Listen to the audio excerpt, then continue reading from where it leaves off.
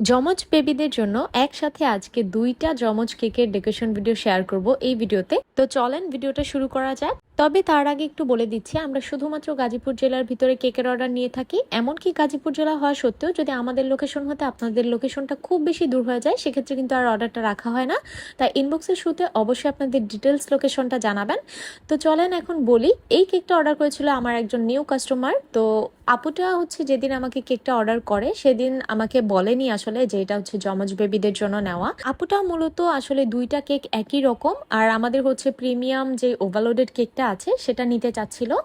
তো আপু আসলে আমাকে এর থেকে বেশি আর সেদিন কিছু জানায়নি। তবে যখন আপুটা সেম 2টা কেক নিতে চাচ্ছিল আর নামটা আসলে একই রকম, প্রায় মানে বোঝাই যাচ্ছিল যে ভাই বোনদের নাম হবে, তখন আমি নিজেই গেস করেছি যে এটা হয়তো বা যমজ বেবিই হবে। আবার একটু কনফিউজডও ছিলাম যে আসলেই কি তাই। তো পরবর্তীতে যখন আমি কেকটা ডেলিভারি করার আগে আমি কাস্টমার আপুকে ফোন দিই, তখন আসলে ভাইয়াটা ফোন ধরে, মানে আপুর হাজব্যান্ড। তো তখন উনি আমাকে শিওর দিয়ে বলে যে হ্যাঁ আসলে আমার 2টা কেক হচ্ছে আমার ছেলে আর মেয়ের জন্য নেওয়া। তো তখন আমি জানতে পারলাম যে আসলে আমি সত্যিটাই ধরেছি, এখানে হচ্ছে ওরা যমজই ছিল। তো প্রথমবার আমি এরকম কেকের কাজ করলাম, মানে একই ভিডিওতে 2টা কেক আমি সেম সেম শেয়ার করছি আপনাদের সাথে, সেই সাথে আবার হচ্ছে যমজ বেবিদের জন্য প্রথমবার আমি কেক করলাম। এর আগে আমার জানা মতে, আমি জানি না কখনো করেছি কিনা, তবে আমার জানা মতে আমি এরকম কাজ করিনি।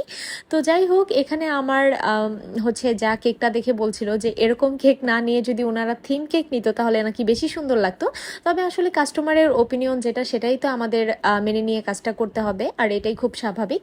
তো যাই হোক, এই যে প্রথম যেই কেকটা আমি দেখেন এখানে কি পরিমাণে চকলেটের টপার ইউজ করেছি। অনেক অনেক পেজে আমি দেখি যে যারা কিনা 2টা 4টা 5টা উঠতে গেলে 6টা 7টা টপার দেয়, দিয়ে উপরে গানাশ ড্রিপিং দিয়ে বলে যে এটা নাকি চকলেট ওভারলোডেড কেক। আমি ওগুলো হা করে তাকিয়ে দেখি যে আসলেই কি এগুলো ওভারলোডেড কেকের দিকে মানায়। মানে প্রতিটা জিনিসের তো একটা নামের সাথে তো একটা কাজেরও ব্যাপার থাকে। তো জানি না মানুষ আসলে কিভাবে কি করে। তো এই যে আমার ফার্স্ট কেকটা করা শেষ, এখন আমি সেকেন্ড কেকটা করছি।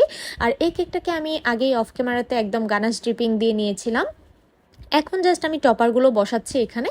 তো এই যে এখানে আমি একটা কেকসিকেলস দিয়েছি আপুকে। 2টা কেকের মধ্যে 2টা কেকসিকেলস ছিল, যেটা হচ্ছে আইসক্রিমের মতো আপনারা দেখতেই পাচ্ছেন, আর বাকিগুলো হচ্ছে নর্মাল যে চকলেট টপারগুলো হয় সেগুলো। আর আমাদের এই প্রিমিয়াম যেই ওভারলোডেড কেকটা আছে, চকলেট ওভারলোডেড কেক, এটার টেস্ট যারা আপনারা একবার নিয়েছেন শুধুমাত্র তারাই বলতে পারবেন যে এটা কি পরিমাণ চকলেটি আর কি পরিমাণ মজার।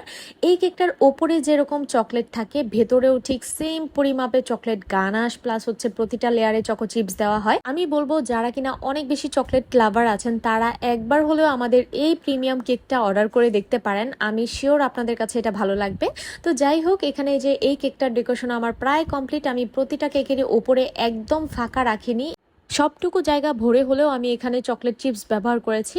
আর এই তো আমার 2টা কেক একসাথে কেমন লাগছে অবশ্যই জানাবেন। আমি কিছুতেই ক্যামেরাতে 2টা একসাথে বসাতে পারছিলাম না, তারপর এভাবে হাত দিয়ে ধরেই দেখালাম। যাই হোক, আপনাদের কাছে আজকের এই ভিডিওটা কেমন লেগেছে অবশ্যই জানাবেন। আল্লাহ হাফিজ।